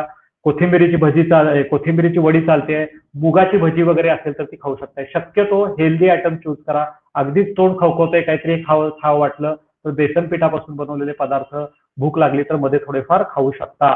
त्याच्यात पण तेल कमी पाहिजे, घरात बनवलेले पाहिजे. तर कधीतरी थोडेसे गोड खायची इच्छा होते, त्यावर उपाय काय? ऑलरेडी भरपूर वेळा मानसी मॅडम एक्सप्लेन केलेला आहे. गुळाचे पदार्थ, खजुराचे पदार्थ, गुळ खोबरं, गुळ शेंगदाण्याचा लाडू हे पदार्थ गोडाचे खाऊ शकता. खपली गहू आणि बदामाचं दूध ह्याच्यापासून बनवलेली खीर चांगली लागते. बदामाचं सूप चांगलं लागतं. खपली गव्हाचा रवा आणून त्याचा तुम्ही थोडाफार गुळ टाकून शिरा बनवलात तर तोही तुम्ही घेऊ शकता. त्याच्यावरती हे सगळे पदार्थ तुम्ही गोडामध्ये खाऊ शकता. प्रोव्हाइडेड शुगर 200च्या आत पाहिजे. पीपी शुगर 200च्या आत असेल तर हे पदार्थ पण अलाउड केले जाणार नाहीत. ओके, मानसीबाई मॅडम हृदयाला नाही ह्याला चुकून टाईप झाले आहे. ओके ओके, ठीक आहे थँक्यू. म्हणजे आय होप मी ते हृदयाला वाचलं. Thank you very much. आता इनिमा गंधर्व हरितकी आठवड्यातून 2दा नेहमी घेतली तर चालेल का? तुम्हाला छान वाटत असेल गंधर्व हरितकी तुम्ही रेग्युलरली 90 दिवस जरी सलग घेतलीत किंवा 180 डेज जरी ठेवलीत तरी चालेल. फक्त डोस कमी करा. पहिला आम्ही जे 1 चमचा सांगितलं होतं ते अर्धा चमचा घ्यायला सुरू करा. किंवा जर का गोळी घेत असाल तर ती अर्धी गोळी केली तरी पण चालू शकते. अदरवाईज काही प्रॉब्लेम नाही. उकडलेले रताळे सकाळी किंवा संध्याकाळी खाल्ले तर चालतं का? कधीही उकडलेले रताळे खाल्लं तरी चालतंय. उपासा दिवशी तुम्ही घेऊ शकता. त्याचा किस काढून त्याची भाजी बनवून घेतली तरी चालतंय. थायरॉइडची गोळी 100 वरून 75 केली तर माझे केस खूप गळतात. पूर्वी एवढे गळत नव्हते. गोळी कमी करण्याचा आणि थायरॉइडचा एवढा डायरेक्ट संबंध येत नाही. केस जर का गळत असतील तर व्हिटॅमिन B12 परत एकदा तुम्हाला मॅडम चेक करायला लागेल की व्हिटॅमिन B12 आहे का. आणि जर का डॅन्ड्रफ असेल तर डॅन्ड्रफ क्लीन करायला लागेल. तरी पण जर का केस गळत असतील तर एखाद्या आयुर्वेदिक डॉक्टरांची किंवा एखाद्या स्किन हेअर स्पेशालिस्टची तुम्ही अपॉइंटमेंट घेऊन त्यांना भेटणं गरजेचं आहे. गोळी कमी केल्यामुळे थायरॉइडचे केस गळत नाही. जनरली फक्त B12 कमी असेल तर ते मी तुम्हाला सांगू शकतोय. स्पेसिफिक कुठली ट्रीटमेंट हवी असेल तर कॅरोटीन किंवा ह्या गोळ्या घ्याव्या लागतात. पण मी तो सल्ला देण्यापेक्षा जर का एखाद्या हेअर स्पेशालिस्टना स्किन स्पेशालिस्टना दाखवून तुमच्या ह्याला काही प्रॉब्लेम तर नाही, ते एकदा चेक करून घ्या. डॅन्ड्रफ वगैरे असेल तर तो पूर्ण क्लिअर करून घ्या आणि मगच तुमचे केस वाढतील. माझे वजन 84 होते. जून पासून योगा सुरुवात केली आणि DFA प्लॅन केल्यावरती वजन 75 झाले आहे. पण आता अजिबात कमी होत नाही आणि प्रोटोकॉल प्रमाणे सगळं चालू आहे. ठीक आहे, हरकत नाही. एखाद्या वेळेला स्टॅग्नन्सी येऊ शकते.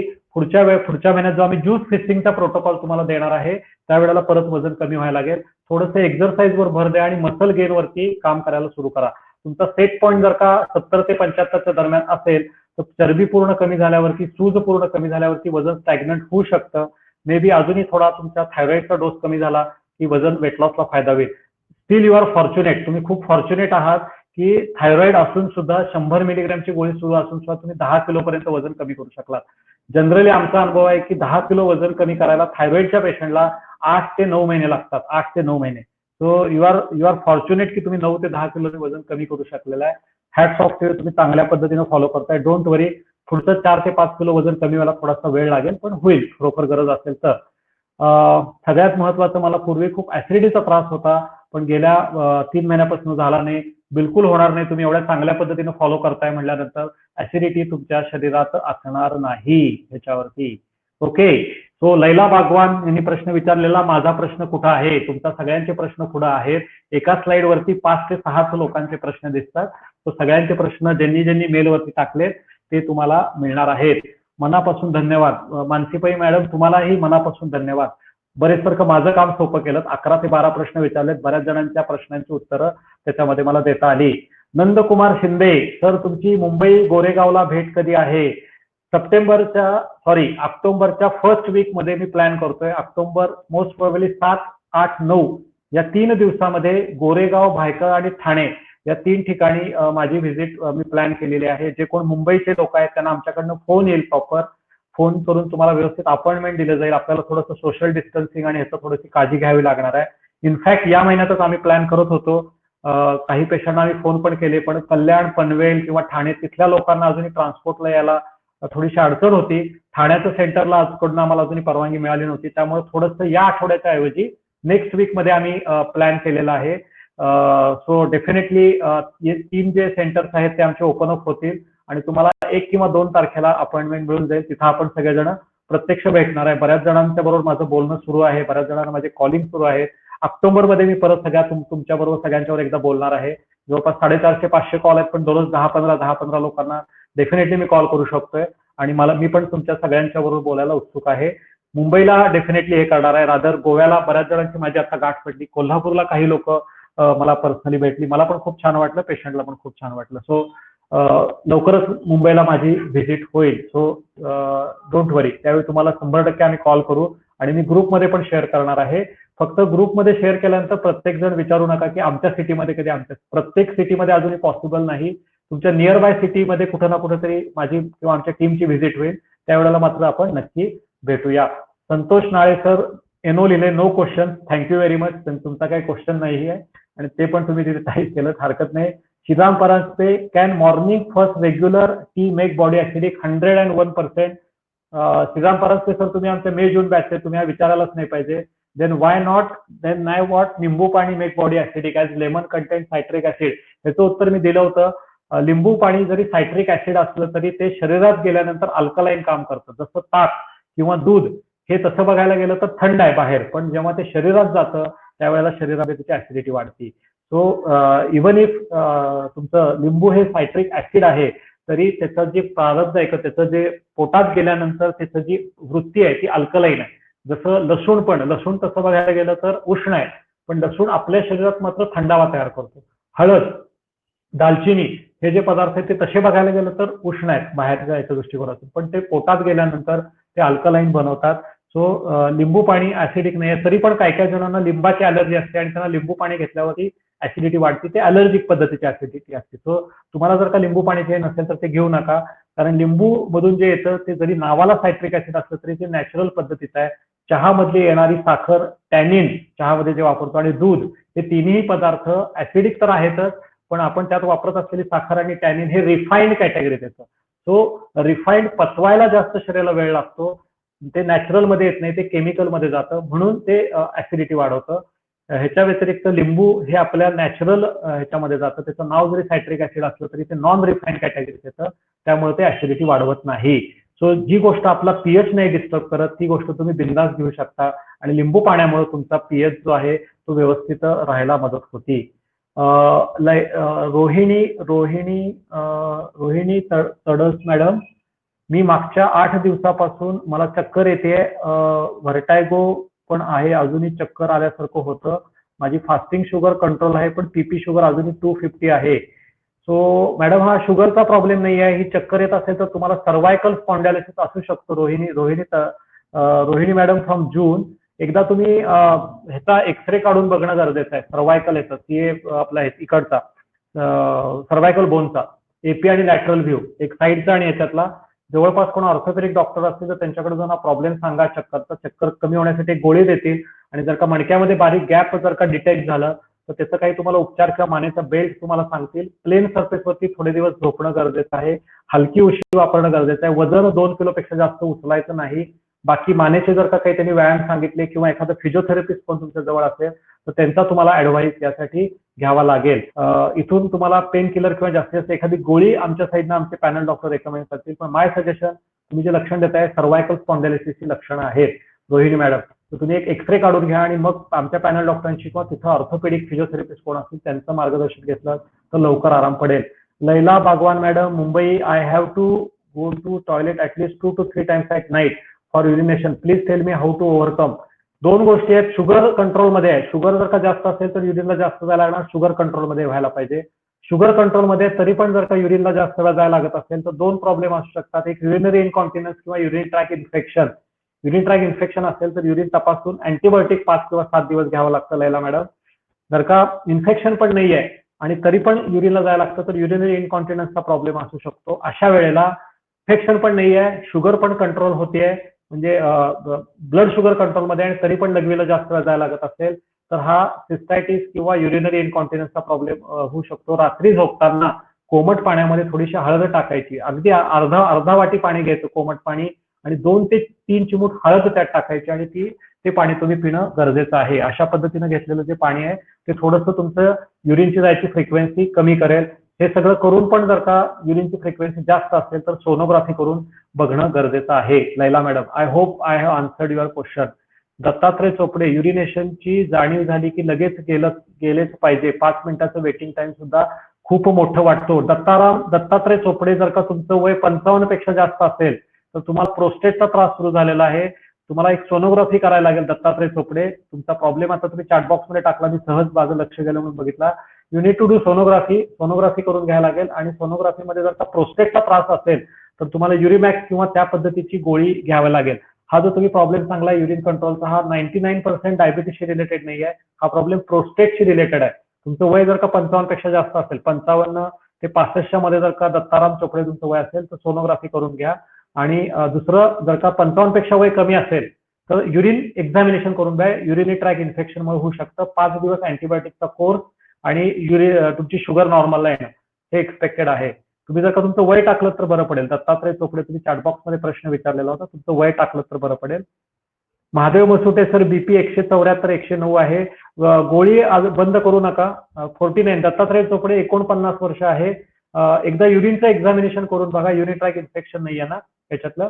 जर का डायबिटीस लॉंग टर्म असेल तर युरिन ट्रॅक इन्फेक्शन असू शकतं. 5 दिवस अँटीबायोटिकचा कोर्स करायला लागेल.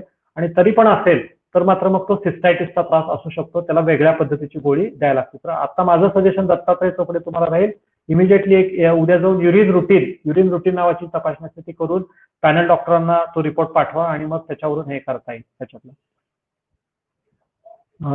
अपर्णा बुटे, 24 आवर्स फास्टिंग मध्ये काय काय अलाउड आहे याच्यासाठी माझं लेक्चर तुम्हाला बघायला लागेल.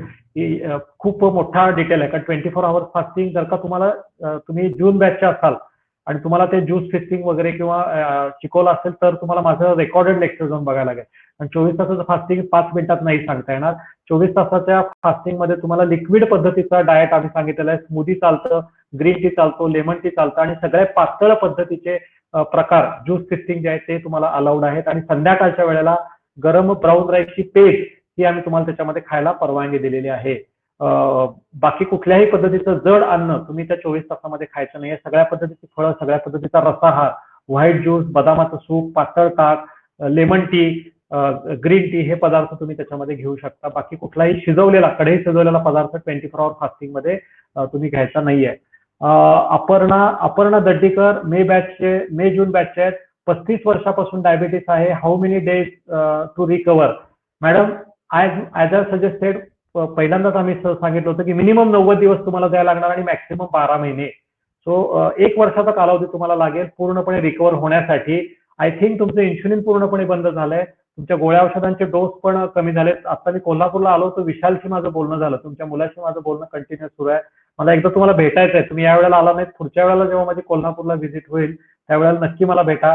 अजूनही तुम्हाला चांगलं त्याच्यामध्ये मार्गदर्शन करता येईल. अपर्णा दड्डीकर मॅडम. आणि सगळ्यात महत्वाचं जे आहे ते थोडासा वेळ तुम्हाला लागू शकतो आणि मे बी तुमची पूर्ण गोळी नाही बंद होणार. तुम्हाला अर्धी गोळी 2 मिलीग्रॅमची किंवा 5 मिलीग्रॅमची राहू शकते आणि बाकी जीटीटी वगैरे तुमचं पूर्णपणे नॉर्मल येईल.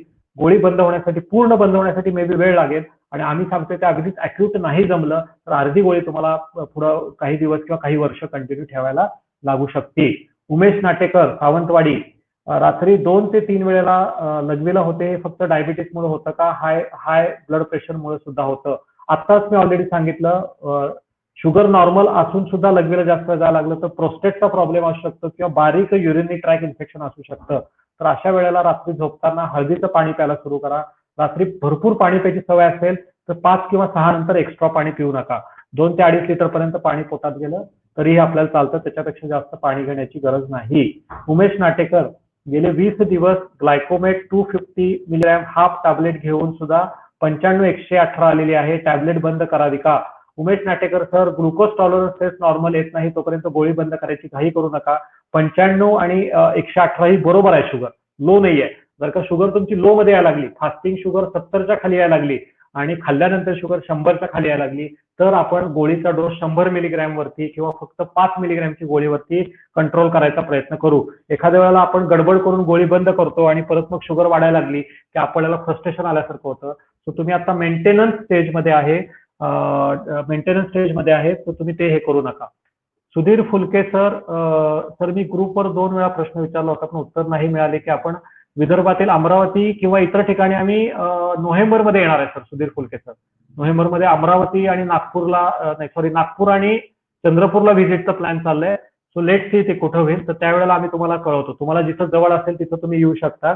इकडे धुळ्याला माझी व्हिजिट असते, पुढच्या महिन्यात धुळे शहाद्याला व्हिजिट होणार आहे आणि नगर औरंगाबादला. तर यापैकी तुम्हाला काही जवळ असेल तर तिथं आपण गाठ घेऊ शकता. एवढ्यात तरी अमरावती आहे आणि नागपूरला नाही. साधारण एक 50 क्लायंट आमच्याकडे एनरोल झाले की मग आम्ही तिथं व्हिजिट प्लॅन करतो. आता काहीतरी नागपूरमधून 15 ते 16 लोक विदर्भातनं जॉईन झालेले आहेत. सो डेफिनेटली आम्ही प्लॅन करतोय, पण मे बी दिवाळीच्या अगोदर एखादी व्हिजिट होईल. म्हणजे नोव्हेंबरमध्ये आम्ही आता व्हिजिट प्लॅन करतोय. मनीषा बुधार, 24 फास्टिंग MLA शक्य झालं नाही, त्रास झाला. मनीषा बुधार मॅडम, 24 आवर फास्टिंग मध्ये पहिल्यांदा काही दिवस त्रास होतो. आपल्या शरीरात सवय नसते, ऍसिड बाहेर पडतं.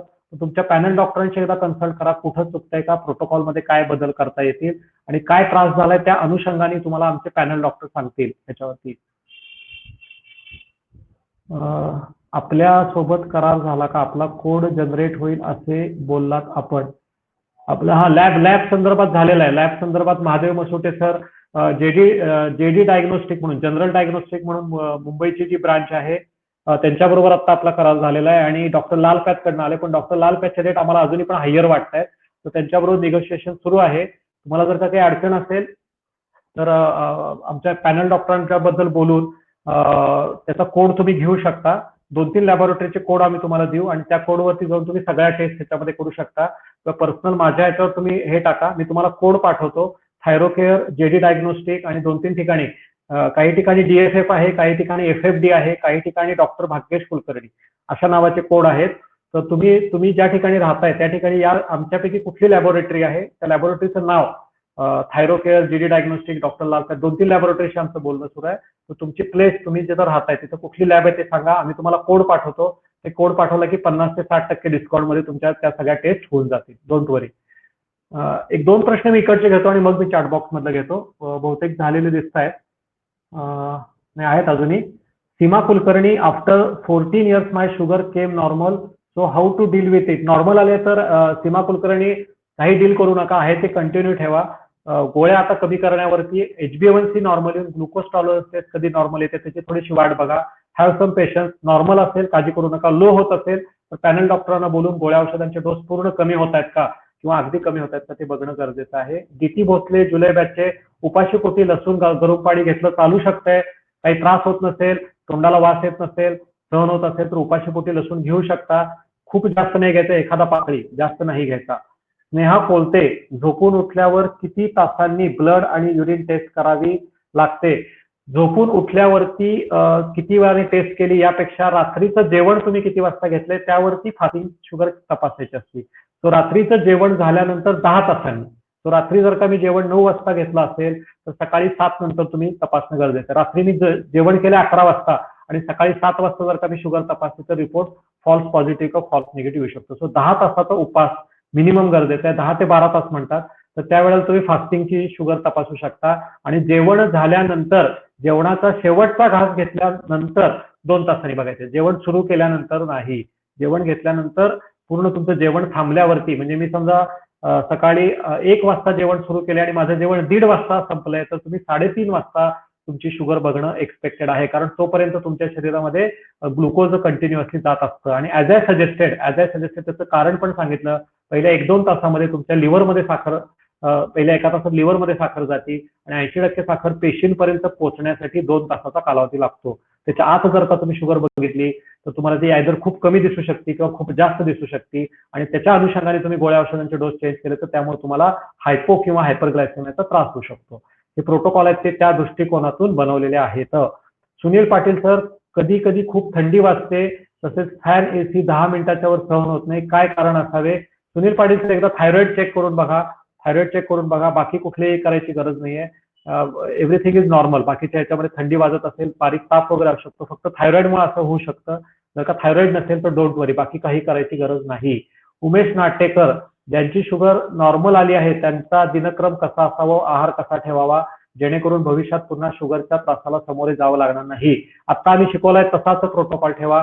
तुमच्या 5व्या का 6व्या महिन्यात हा प्रोटोकॉल आम्ही तुम्हाला सांगू. तुमची जीटीटी नॉर्मल येऊ दे उमेश नाटेकर सर.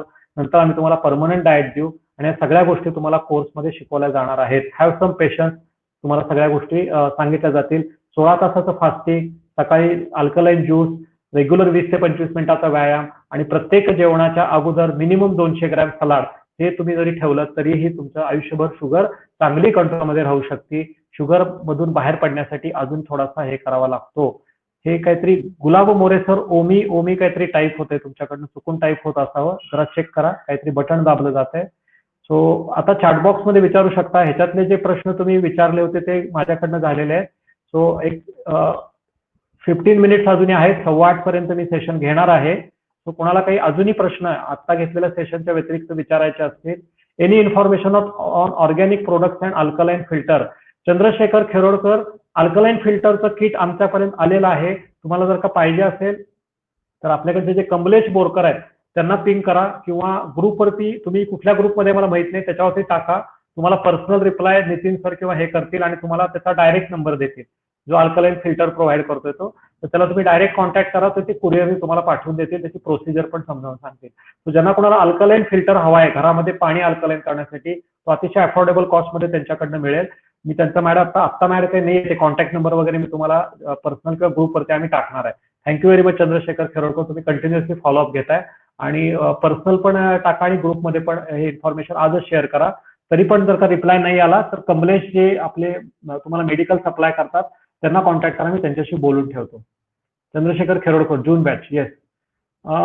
स्वप्नील के, ऑर्गॅनिक प्रोडक्टसाठी अजूनही नाही होऊ शकला टायप. आमचा प्रयत्न चाललाय पण सगळीकडे अजूनही आम्हाला पाहिजे तसं कस्टमाइज अजूनही मिळत नाहीये. जरा 1 महिना लागेल अजूनही. थोडंसं लॉकडाऊन आणि याच्यामुळे बऱ्याच ठिकाणून कुरिअर, बऱ्याच ठिकाणून ते जे प्रोडक्ट आम्हाला कंपाईल करून ते पाहिजे ते मिळत नाहीयेत. स्टील आता ऑर्गॅनिक मंत्रा, गो ऑर्गॅनिका 2-3 कंपन्यांच्यावर आमचं बोलणं चाललंय. त्यांना आमची रिक्वायरमेंट आम्ही सांगितलेली आहे. महिन्याचे पॅकेट आम्ही DFF ऑर्गॅनिक किट म्हणून तयार करायला लागलोय. One city it get launch. आम्ही डेफिनेटली तुमच्यापर्यंत ते घरपोच कसं पोहोचवायचं त्याचा आम्ही विचार करू. तोपर्यंत थोडंसं आपल्याला अमेझॉन किंवा नेटवरतीच अवलंबून राहायला लागेल. ऑर्गॅनिक इंडियाचे प्रोडक्ट चांगले आहेत, सात्विकचे प्रोडक्ट चांगले आहेत कोल्हापूर वगैरे साईडला. तर थोडंसं इंटरनेटवर सर्च करा, त्याची क्वालिटी आहे बघा, प्राइस अफोर्डेबल कुठले आहे ते बघा आणि मग आपण त्याच्यावरती हे करूया. आता सगळंच काही आमच्याकडनं नाही प्रोव्हाइड करता येणार. फिस्टिंगसाठी काय खावे, बापू ठोंबरे सर.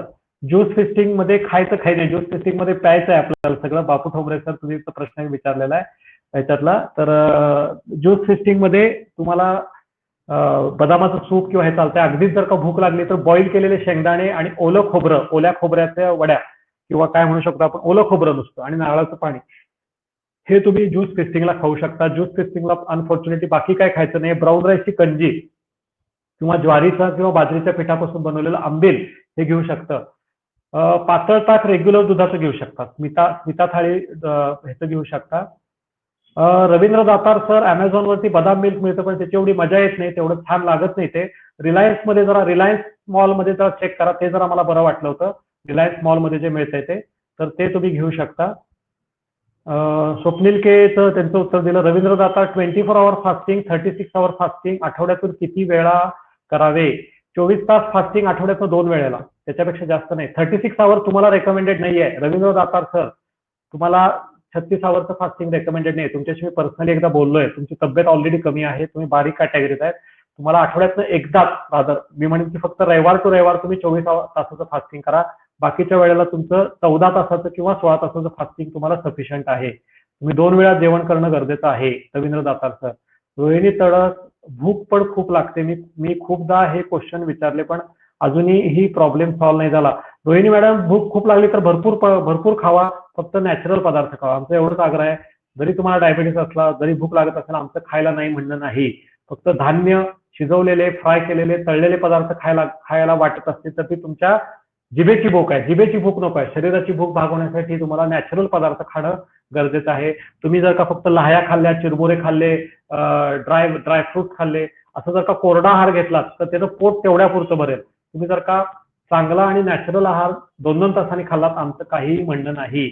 आणि एकदा शुगर तपासून बघा, शुगर खूप लो राहत नाही ना किंवा खूप जास्त राहत नाही ना.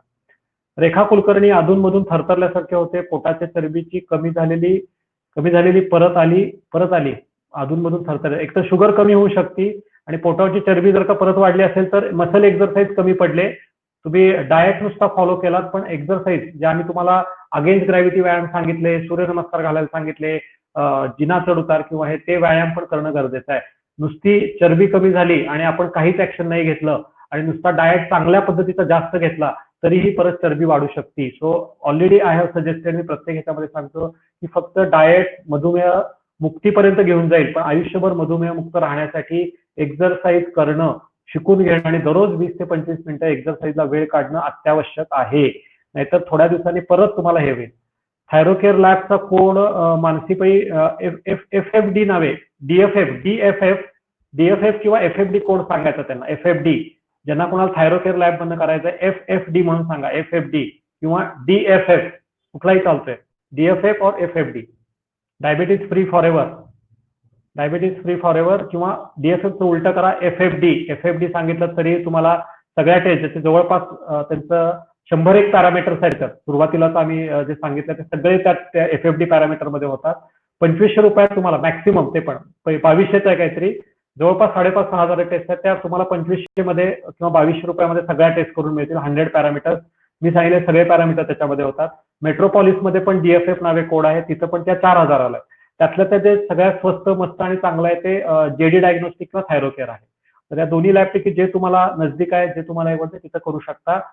फक्त काही लॅब होम कलेक्शनचे एक्स्ट्रा 100-150 रुपये घेऊ शकतात, ते तुम्हाला पे करायला लागतील, अदरवाईज लॅबमध्ये जाऊन द्यायला लागेल. DT भोसले सर, मी पर्सनली त्याच्यावर टाकतो. फायमोसिस बद्दल तुम्ही विचारलंय, मला पर्सनल हे टाका मेसेज किंवा तुमच्या पॅनल डॉक्टरांना टाका, मी त्याचं पर्सनलवर तुम्हाला रिप्लाय करेन फायमोसिस किंवा हे कसं करायचं. बापू ठोंबरे सर, मला नवीन दिशा मिळाली. यस, बेस्ट ऑफ लक. आपण भेटणार आहे मुंबईमध्ये. श्रीराम परांजपे सर, तुम्ही सांगितल्याप्रमाणे मी बीपीची गोळी जूनपासून बंद केली होती. ठीक आहे, हरकत नाही. बीपी जर का 160च्या खाली राहत असेल तर परत सुरू करू नका आणि बाकी सगळे पथ्य सुरू ठेवा, काही घाबरण्याचं कारण नाही. नितीन जाधव, फास्टिंग 136, 134 आहे, HbA1c 5.7 आहे, शुगरची गोळी 20 दिवसावर बंद आहे, काही काळजी करू नका, डोंट वरी, राहू दे कंटिन्यू. GTT नॉर्मल असतोपर्यंत आपण बघू. तुम्हाला IGT आहे, आयुर्वेदिक गोळी एखादी घेऊ शकता. नितीन जाधव, डायबेकॉन DS तुमच्या पॅनल डॉक्टरांना विचारून आयुर्वेदिक गोळी सुरू ठेवा. आम्ही दिलेली डेव्हिल किंवा डायबेकॉन DS नावाची गोळी हिमालयाची मिळते, ती दुपारी आणि रात्री जेवणापूर्वी घ्यायला हरकत नाही. गावठी दूध पण नाही चालत. मॉल मधलं बदामाचं मिल्क, येस, रिलायन्स मॉल मधलं बदामाचं मिल्क चांगलं लागतं, आम्ही पण घरात 2-3 वेळा आणलं होतं, मस्त लागतं, ते तुम्ही वापरू शकता. थायरोकेअरचा कोड मी शेअर केला. एकाच जेवणात कुणीतरी हा प्रश्न विचारलाय, भात व भाकरी म्हणजे 2 वेगळ्या धान्य एकाच जेवणात घेतली तर नाही चालत, ऍक्च्युअली नाही चालत. भात आणि भाकरी, भात एकदम थोडा घ्यायचा आणि भात तुम्ही ह्याचा वापरा, हातखडीचा वापरा. ऍक्च्युअली आम्ही शक्यतो एक धान्य सांगतो, पण ते 5व्या किंवा 6व्या महिन्यात आम्ही त्या प्रोटोकॉलकडे, जेव्हा तुमचा नायट्रिक ऑक्साईड डाएटचा प्रोटोकॉल येतो त्यावेळेला आम्ही तुम्हाला या गोष्टी सांगतो. एक धान्य. आता ठीक आहे, आता थोडासा भात घेऊ शकताय. दत्तात्रय चोपडे, तुम्हाला फोन येईल आमच्याकडून, जर का आमच्याकडनं एखाद्या वेळेस एखाद्याचा फोन करायचा राहिला असेल तर ॲज आय सजेस्टेड 1 ऑक्टोबर पासून 30 ऑक्टोबर पर्यंत मी सगळ्या पेशंटशी मी पर्सनली बोलणार आहे. सो वेट, थोडासा वाट बघा, माझा कॉल येईल तुम्हाला आणि प्रत्येकाबरोबर मी डिस्कस करणारच आहे. डोंट वरी, तोपर्यंत थोडंसं पॅनल डॉक्टरांची हेल्प तुम्हाला घेणं गरजेचं आहे. प्रोटीनसाठी माखना चालेल का? थोड्या प्रमाणात, मीना आलूकर, थोड्या प्रमाणात मखना, खूप जास्त नको, गॅस वाढतो याच्यावर. त्यापेक्षा प्रोटीन पावडर किंवा व्हीटग्रास मिळालं तर बघा, गव्हांकूर मिळालं तर बघा. Anuya Arjun Wadkar sir, post lunch sugar कमी होत नाहीये, 160-180. अनुया अर्जुन वाडकर परफेक्ट आहे, 160-180 म्हणजे खूप जास्त नाही. एनिथिंग बिलो 200, तुमच्या गोळ्या औषधांचे डोस कमी होत आहेत आणि 200च्या शुगर राहत असेल घाबरू नका, बरोबर, परफेक्ट चाललंय. 200च्या वर सतत शुगर राहत असेल तर आपल्याला काही ना काहीतरी शुगरचे दुष्परिणाम दिसू शकतात. 200च्या आत शुगर 150-140 या फार्मास्युटिकल कंपनींनी, अमेरिकन डायबेटिक असोसिएशननी सेट केलेल्या फिगर आहेत. 160-180 आणि गोळ्या औषधांचे डोस कमी होत असतील, घाबरण्याचं काही कारण नाही. बिलीव्ह मी, आतापर्यंत आमच्या ह्याच्यामध्ये गोळ्या बंद असलेल्या लोकांचे किंवा इव्हन माझी पण शुगर कधी स्ट्रेस वाढला मी बघितलं 177, 162, 180 पर्यंत गेलेली असती. आणि जगातल्या म्हणतोय, भारतातल्या नाही, जगातल्या 80% लोकांची शुगर याच लेवलमध्ये असते जे गोळ्या औषधं घेत नाहीत पर्टिक्युलर, पण ते डायबेटिक नसल्यामुळे ते शुगर तपासत नाहीत त्याच्यावरती. लक्षात घ्या की 150, 160, 170 ही शुगर थोडीफार इकडे तिकडे मागं पुढे होऊ शकते, म्हणूनच आपण HbA1c, GTT, फास्टिंग, इन्शुलिन हे पॅरामीटर बघतो. त्याचं काय प्रिन्सिपल आहे तुम्हाला 5व्या 6व्या बॅचमध्ये डिटेलमध्ये माझ्याकडनं सांगितलं जाईल. जेव्हा मी मला नायट्रिक ऑक्साईड डाएटचा प्रोटोकॉल शेअर करेन त्यावेळी सांगितलं जाईल. तर डेली 16 आवर्स, येस अपर्णा भुटे, 16 तास डेली फास्टिंग केलं तर फार उत्तम. तो सात्विक डाएटचा जो मी तुम्हाला हे सांगितलं त्यात जे प्रकार सांगितलाय तो तर तुमच्या निरोगी आयुष्याची गुरुकिल्ली आहे ती. डायबिटीस पासून कॅन्सर पर्यंत आणि युरिनरी ट्रॅक इन्फेक्शन पासून आत्ताच्या कोरोना इन्फेक्शन पर्यंत त्याचा फायदा होऊ शकतो. मी बऱ्याचसारख्या आता जुलै ऑगस्टच्या पेशंटशी आणि जुलैचे पेशंट डिस्कस करत होतो. कोरोनाची भीती बऱ्याच जणांना आहे. प्लीज अंडरस्टँड, आम्ही जे आता तुम्हाला किट दिलंय आणि आम्ही जो प्रोटोकॉल सांगितलाय तो कोरोना विरुद्ध पण खूप चांगला आहे. कोरोनाच्या पेशंट्सना पण आमच्याकडे काय असे प्रोटोकॉल आहेत की डाएटच्या द्वारे 5 दिवसात त्यांची टेस्ट निगेटिव्ह येऊ शकते. पण आता डायबिटीसच काम आमच्या समोर एवढं आहे त्यामुळे अजून ते काम आम्ही घेतलेलं नाहीये. कुणाला जर त्याच्यासाठी स्पेसिफिकली हेल्प हवी असेल तर त्यांना आम्हाला कॉन्टॅक्ट करायला सांगा. 5 दिवसामध्ये चॅलेंज घेऊन आणि कोरोनाची टेस्ट त्यांना फक्त डाएट प्रोटोकॉलद्वारे निगेटिव्ह आणून देऊ शकतोय. पण ते तुमच्यावर पर्सनल ठेवा, कुठेही त्याचं मार्केटिंग हे करू नका, आम्हाला पोलिसांकडे नोटीस येईल. सो आता जो तुम्ही डाएट घेताय हा तुम्हाला इम्युनिटी वाढवणार आहे, तुमची इम्युनिटी बूस्ट करणार आहे. वेगळं कुठल्याही कोरोनासाठी हे करायची गरज नाही. चुकून कोरोना झालाच, कोरोनाचं सिम्पटम काही दिसलं आणि तुम्हाला क्वारंटाईन करण्यात आलं किंवा तुम्हाला हे सांगितलं तर बऱ्याच वेळा तिथं दूध प्यायला सांगितलं जातं, चपाती खायला सांगितलं जातं, तर त्याला प्रांजळपणे नाही म्हणायचं आहे. तुम्ही हे करत असताना आम्ही जो प्रोटोकॉल सांगितलं, जरी तुम्ही होम क्वारंटाईन असला, बऱ्याच सारख्या पेशंटना बघितलं की त्यांनी सगळा प्रोटोकॉल धुडकावून लावला, नाही हे नकोच करायला, आणि परत बऱ्याच जणांनी शुगर वाढवून घेतलेली आम्ही बघितलेली आहे. तिथं दूध हळद दिलं म्हणून दूध प्यायला सुरुवात केली, तिथं हे दिलं म्हणून. इम्युनिटी वाढवण्याच्या नादात जेवढे 3, 4, 5, 6 महिने तुम्ही जी मेहनत घेतल्यावर त्याच्यावर पाणी फिरू नका, माझा सगळ्यांना आग्रह राहील. आणि कोरोनाला प्लीज एवढं घाबरू नका. त्याच्यासाठी एक वेगळं सेशन मी परत घेणार आहे. ऑलरेडी युट्यूबवरती माझं एक कोरोना क्रायसिसमध्ये तुम्ही कसं मॅनेज करायचं ते युट्यूबवर प्रेझेंट आहे. आतापर्यंत ते शुक्रवारचे जे माझे मीटिंग्स आहेत ते आता युट्यूबवर पोस्ट केलेले आहेत. सो ज्यांच्या कोणाला माझ्या फ्रायडे मीटिंग मिस झाल्या, ज्यांना कोणाला रिव्हिजन करायचे ते युट्यूबवर जाऊन बघू शकतात. कोरोना क्रायसिसमध्ये कशी काळजी घ्यायची, कोरोनापासून स्वतःचा बचाव कसा करायचा, त्याचं एक फ्री सेशन 2 ते 3 तासाचं मी लवकरच प्लॅन करणार आहे. ते सेशन्स पण तुम्ही सगळ्यांनी आणि तुमच्या फॅमिली मेंबरने अटेंड करायचं आहे. त्याच्यातलं साधना पालो, मला आपल्याला अजूनही भेटता आलं नाही, पुण्यात राहते, एनी टाइम भेटायला येऊ शकता. रिसेप्शनला कॉल करा आणि डॉक्टरांनाच मला भेटायचं आहे म्हणून आग्रह करा, ते भेटायला देतील. मनीषा बुधार, संध्याकाळी जेवण जात नाही, मळमळ होते, हरकत नाही, फक्त सलाड सूप ठेवा संध्याकाळी जेवण. इनफॅक्ट तुम्ही संध्याकाळी फास्टिंग ठेवलं तर जास्त चांगलं आहे. स्मिता थाळी, 16 तासाच्या फास्टिंग मध्ये आयुष काढा आणि स्मूदी, कुठे गेलं, एक मिनिट, थोडेसे प्रश्न जरा सावकाश येऊ देत. रोहिणी तडस मॅडम, तुम्हाला सांगितलं थोडा गोळ्यांचे डोस चेंज करायला लागतील. सर औरंगाबादला जाताना सोलापूरहून तुळजापूर मार्गे, महादेव मसुटे सर आम्ही येणार आहे तुळजापूरला, तुमची खास गाठ घ्यायला येणार आहे. तुळजापूरला देवीला पण मला जायचं असेल त्यावेळेला नक्की आम्ही औरंगाबाद मार्गे येता येता तुमच्या तुळजापूरवरून येऊ. याच्यातले Vaishali Agre madam, I am facing hair loss issue and dandruff.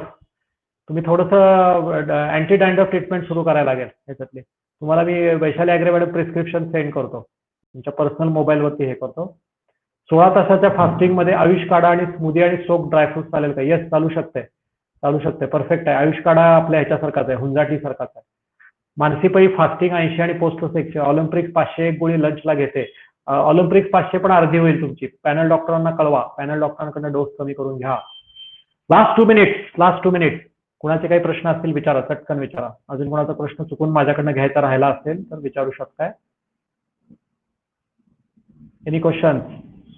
कारण एक प्रश्न येतच राहणार, कोणाचे काही प्रश्न असतील तर. 8:30ला मला एक मीटिंग आहे पुढची, 8:30 वाजता एक मला वेबिनार अटेंड करायचं आहे. So any question?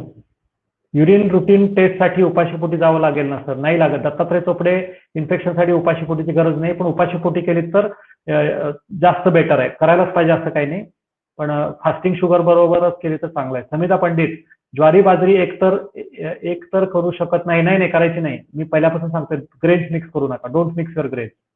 मनीषा बुधार, केस खूप गळतात. मनीषा बुधार मॅडम, डॅन्ड्रफ नाही ना, बघा एकदा, आपण एकदा भेटल्यावर या संदर्भात परत एकदा बोलूया. तुम्ही चिंचवडच्या क्लिनिकला एकदा व्हिजिट करा, त्यावेळेला माझी गाठ घ्या. अनुया अर्जुन वाडकर, मुंबईला असाल तर पुढच्या महिन्यात गाठ पडेल. अर्जुन वाडकर कुठे आहे तुम्ही? अनुया अर्जुन वाडकर, कुठून बोलताय तुम्ही? कुठल्या सिटी मधून आहात? अर्जुन वाडकर.